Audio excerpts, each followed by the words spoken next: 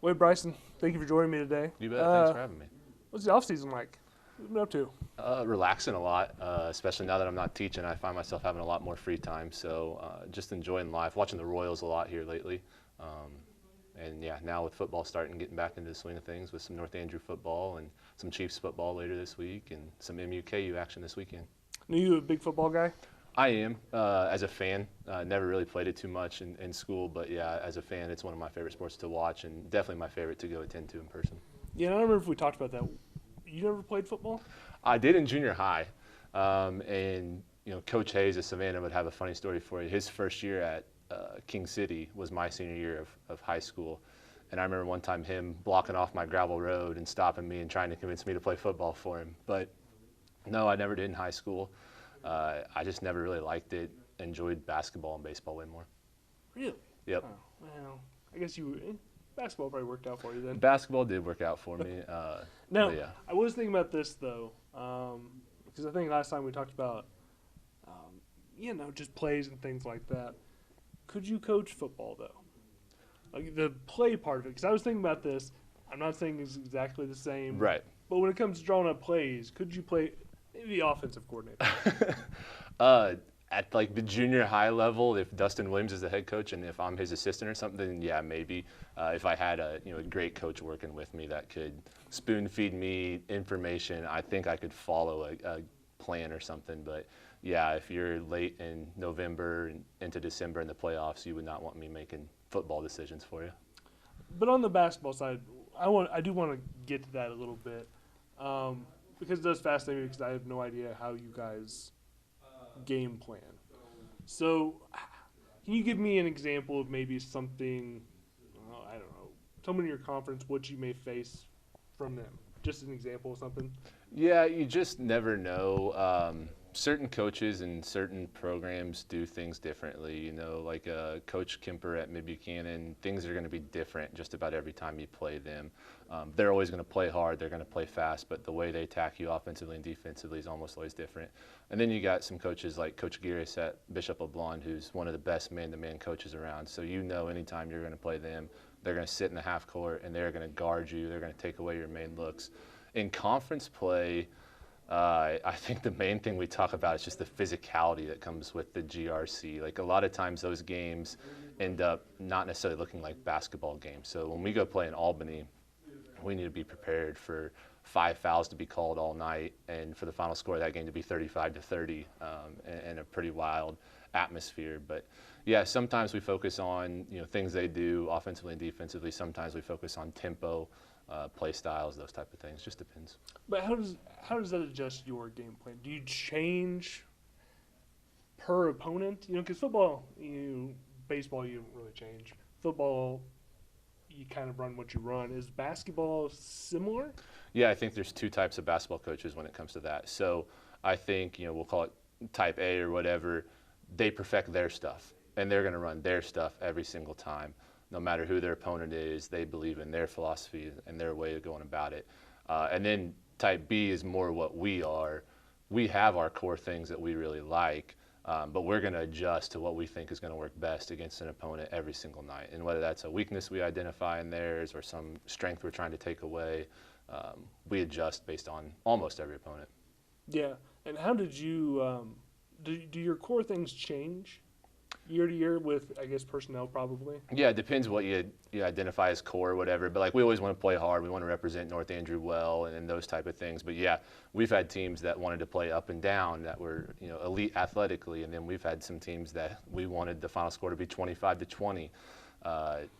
We do tend to, defensively end up in zone more often than not, but it's not from lack of trying. I mean, we almost always try starting in man. So we do different things year to year. We are probably one of the few coaching staffs that blow things up year to year and completely restart and rebuild. We do fall back on some tendencies, but even within the season, we're very well known for last week before districts. This last year, for example, we put in a brand new offense, the last week before districts, and we went from averaging 50 points a game to 70 down the stretch. I don't think a lot of programs would make a change like that severe, that late, but we're always wanting to get better. Whatever we can do to get better, we're willing to try it. So. Yeah, and how many plays does a normal team run? And then I guess what I'm trying to get is more is like, when we're watching a basketball game, how much of that is just back and forth, and how much of that is you're having them run plays? Yeah, I think that's a great question, and one I don't 100% know the answer to. I've really kind of only ever been in the same system. Like I played for the same guys all 4 years of high school, and then when I was an assistant coach in college, I coached for them, and then since then I've had my own system. So I think we probably have more plays than a lot of other people's systems, but I think we kind of take a football approach to it. Like I've sat down many times with the Williams family.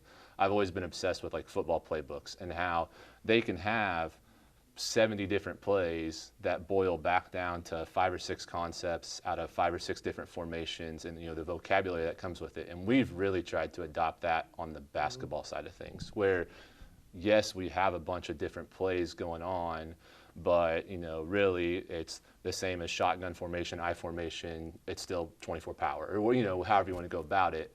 We like to do some of that stuff, and they've had a big influence on me in that regard, kind of teaching me the football philosophy behind that and seeing if I can apply that to basketball. Because early on in my career, we'd have like 4 plays, and the guys couldn't remember them, and I'm like, I've seen the football playbook. I know you're capable. It's got to be something I'm doing. So we've really worked on vocabulary and focusing on actions maybe instead of plays. How much time have you spent doing that?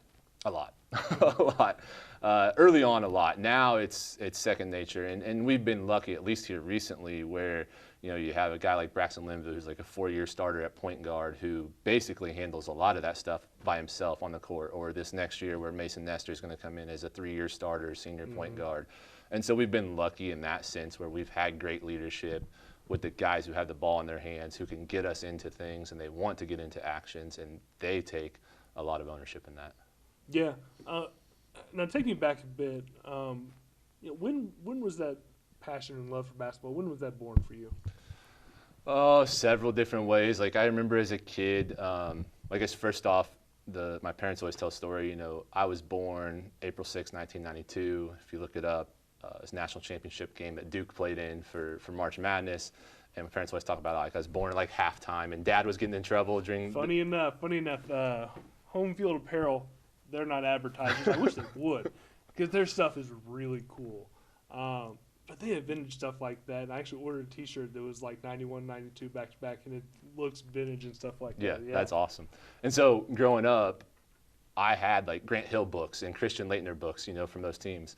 And then my parents love sports in general. They both love basketball a lot too. So like we were always going to basketball games. And then as a young kid, I went to King City in late elementary. Bryce Kemper came there when he was a young coach and energized that school and the district and the program. They had some really good boys basketball teams, and it was a ton of fun to watch. And I have a ton of great memories following that team around. I was thankful my parents used to take me to every game, assemblies, all that stuff. It was just a great time to be at King City. It made you love the sport, and so I started playing on a whole bunch of teams. And then I was lucky, just had great coaching that really helped me out along the way. And then in high school, I had Matt Pearl and Dustin Scoglin, who two of the best coaches I could ever ask for, to help model what a basketball coach should look like. And that was when I started to think about, maybe I want to try and be like them someday and get into some of the coaching element side of things. But what was it you loved most about the game? Playing. I loved offense. I loved scoring the basketball. I loved making a great pass, to a teammate. Loved getting up and down the court. As a coach, I love the grind of trying to get better, helping guys identify goals that are individual and goals that we can come together as a team and what we need to do to get there to achieve those goals. Yeah. You Bulls fan in the 90s then? No, not a Bulls fan. What? Yeah, so I didn't really watch too much NBA as a kid. Was a LeBron fan way back in the day when he was like at Cleveland, he was drafted, and then LeBron. So were you the opposite then? Probably. LeBron forms the Heat, right? And so I'm a Heat fanboy. First year of college, go up to Minnesota to watch LeBron play. And I left Ricky Rubio's biggest fan, and I've been a Timberwolves fan ever since. So, really? Yeah, I go to Timberwolves games every year, go to the playoff games. Was Garnett gone by then too? He was gone. It was like a Wow, Ricky Rubio, Kevin Love. You didn't get the fun years. No, I had to suffer through it. Like became a Timberwolves fan in one of the worst eras, but now we got Anthony Edwards, so it's all right. Yeah. So what was it? Why didn't you like it when you were younger then? I think my parents would be the type that tell you that, like, don't watch NBA basketball. It's not real basketball. And I would now argue with anyone like that. I understand where people come from that. But especially as a coach, I think that is where the best coaches in the world are right now. If you want to get better as a coach, that's what you should be watching. Maybe not what you want your 8-year-old son or something to watch to learn how to play good defense. But, yeah, I didn't watch much NBA growing up. And when I did, it was just the big-name guys like LeBron or something. More of a college guy then? Yeah, watched a ton of college basketball growing up. You weren't a KU fan, right? No, gosh, no.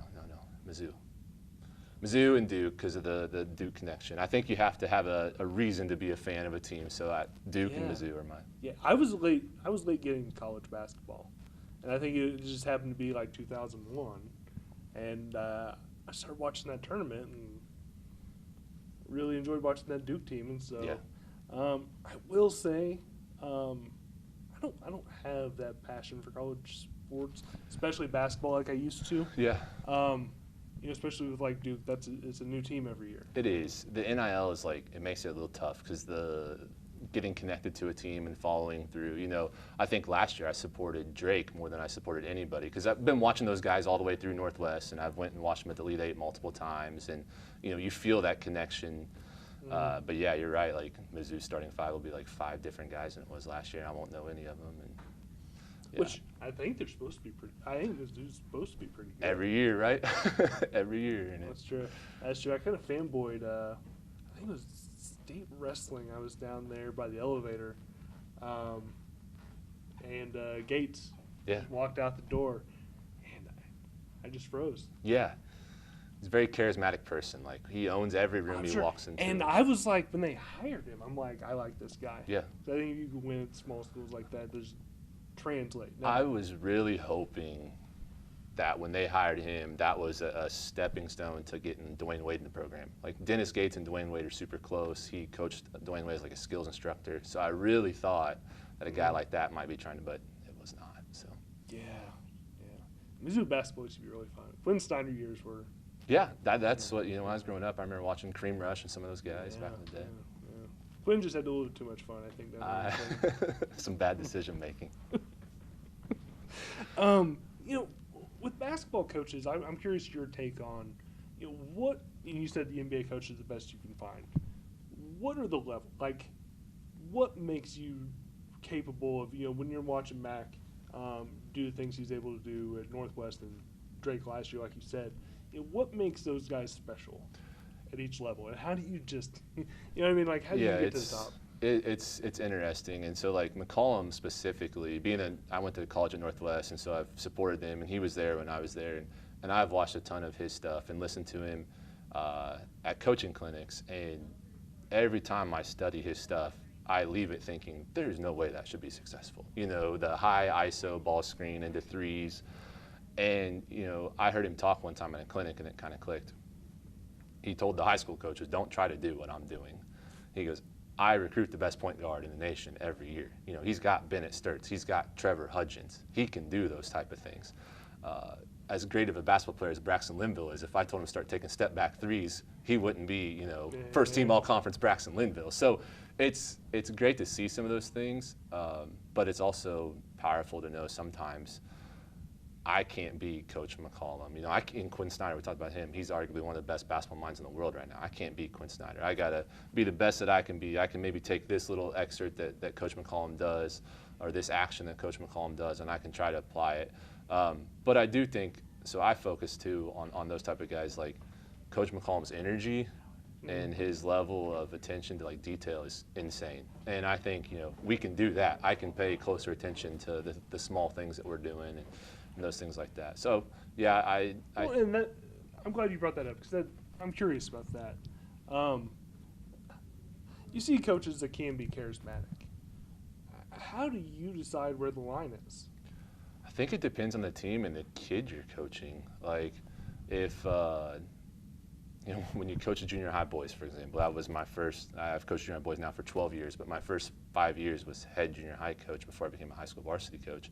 And I learned early on, if you politely ask them to do this or this, they're going to laugh and giggle and go on. And you yell at them one time, they're going to get scared, they're going to do it, and they're going to be. So it just depends who you're talking to. Somebody like Avery last year, just direct communication with Avery, he's good to go.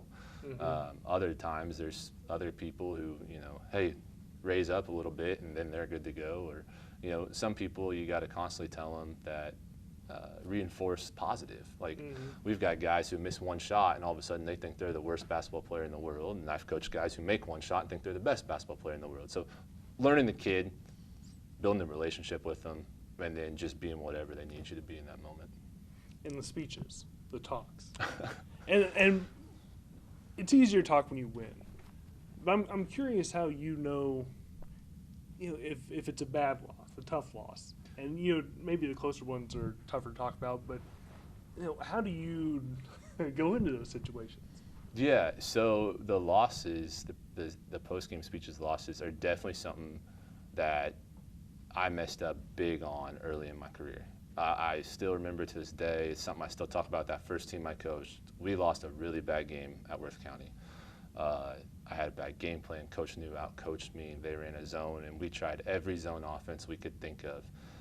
And they still beat us. It was a game we should have won, and they beat us by 10 or 15. And afterwards, I was pretty hard on the guys. I did not take ownership in that moment. And so since that day, as soon as I got home, I was like, oh my gosh, what did I do? And we had a conversation. I owned it. We moved forward. And since that day, anytime we lose, we do not leave the locker room until we're all on the same page. And that same page is, I want them to know that I care about them and that, yeah, this loss stings right now for whatever reason, but there's other stuff in life that is more important than this loss. And I go back to, this year, we lost to St. Joe Christian 2 weeks before districts, and St. Joe Christian had a very good team. If you'd have told me that we were going to hold St. Joe Christian to 40 points and that we couldn't score 41 on them, I would have, what the heck? And that's what happened that night. And so we were devastated after the game. Everything we'd wanted to do, we did, and we still didn't win. And I remember telling him, I don't know what to tell you right now because I can tell you're upset. I'm upset. And I said, I got two things for you. One, I care about you, and I'm sorry, And two, we're upset because we believe we can be good, and there's still 2 weeks left of the season. Let's figure it out. And so I think it's very important for coaches to be able to take a step back, especially after losses. I think that's something that we've had some famous ones. St. Joe Christian, there was a Plattsburgh one. The year we went to state, we stayed in the locker room for 30 minutes after Isaiah Howard's a freshman beat us back-to-back times, and we thought the world was over because we were losing to a freshman. Turns out he's pretty good, but he dunked on Mizzou. So, we've had some famous ones over the years where it's just, let's sit down, let's talk, let's figure it out, and let's move forward. Yeah, yeah. And I've seen some situations, you do this, you're around long enough, where it's like, boy, I don't know, state baseball was the semifinals. I won't say the team or any of the names, but they were down a run, and he put in a freshman, sophomore to pinch run at second. And credit to the catcher, kid had gotten too big a lead at second, Picked him. got thrown out, game was over.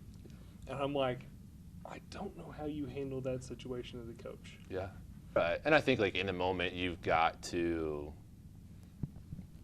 console them and comfort them a little bit, and not too much, but you gotta tell them it's going to be okay or whatever. And that's a severe extreme situation. But if we lose that way, let's say second week of the year we lose the game by scoring on the wrong basket, we'll laugh about it a week from now, but it's going to take a little bit before we get there. But it's almost like missing free throws, I think, at the end of a game. Absolutely. When you're like, well, if we went 4 for 5 instead of 1 for 4. Yeah, no, and that's where it's like, okay, we can throw a fit about it, or we can go to work the next day and everybody stay 20 minutes after practice and make 30 free throws before you go home. Let's take steps to getting better. But. So when did you know you wanted to coach? I would say the second my playing career ended, because in high school I flirted with playing some college basketball. I never really got any crazy looks. A bunch of D3 schools talked to me. Northwest came and watched me a couple times, but they quickly realized I wasn't their level. But I think it happens to all of us. There's no shame in that. But when I realized I wasn't going to be able to play anymore, I still wanted to be attached to basketball somehow, and that was when I kind of started thinking, well, teaching and coaching, more so the coaching side of things at that point, became the route I wanted to go, and then fell in love with teaching and really enjoyed that too. So how was the introduction to coaching? yeah, I wanted to coach, and teaching was like the side gig, right? And then it became teaching was the main gig, and coaching was all right. But yeah, teaching was a ton of fun. Yeah. So you become a coach though. Is the first season or so, is it difficult? Yeah. How long until you're actually comfortable coaching? Well, so Coach Williams and I talk about this all the time. We've seen young coaches be successful. We've seen veteran coaches not be successful. I waited for 4 or 5 years before I got a chance at a varsity job. I got the head junior high job at North Andrew, had a couple chances at some other varsity jobs, but I really wanted to stay. I really wanted to be at North Andrew. North Andrew means a lot to me. And so I stayed and I waited, and I did everything I could possibly do to maximize my junior high experience so that I was ready for that first day of varsity. And when that first day came, I'm not sure how much that, it's still such a sink or swim moment. Like, you can do swim lessons all you want, and you jump in the ocean, and you don't know what's going to happen. So, I think there's value in being prepared in this and that, but you're going to struggle, and you're going to have to fight through it. Yeah.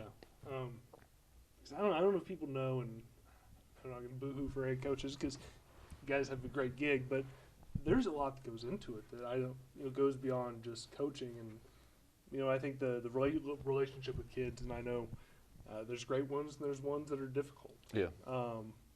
But I assume that's what keeps you going, right? It is, and it's like, when you talk about coaching, everybody wants to talk about the adjustments you make or what are you doing so the kids shoot the ball better, this and that, and they forget that there's moments where, a kid texts me here a while back, hey, I was just in a wreck, broke my back in 4 spots, I'm in the hospital, and here it is on a Sunday now, I'm driving down to Independence because I got a kid in the hospital. Like, there's so much more, like you said, that goes into it, or even like positive things, like, hey, I passed my permit test on the 4th try, but you're excited for them, and whatever it may be, or going and watching this or that, and just becoming a part of their life and a part of their growing up and their education process.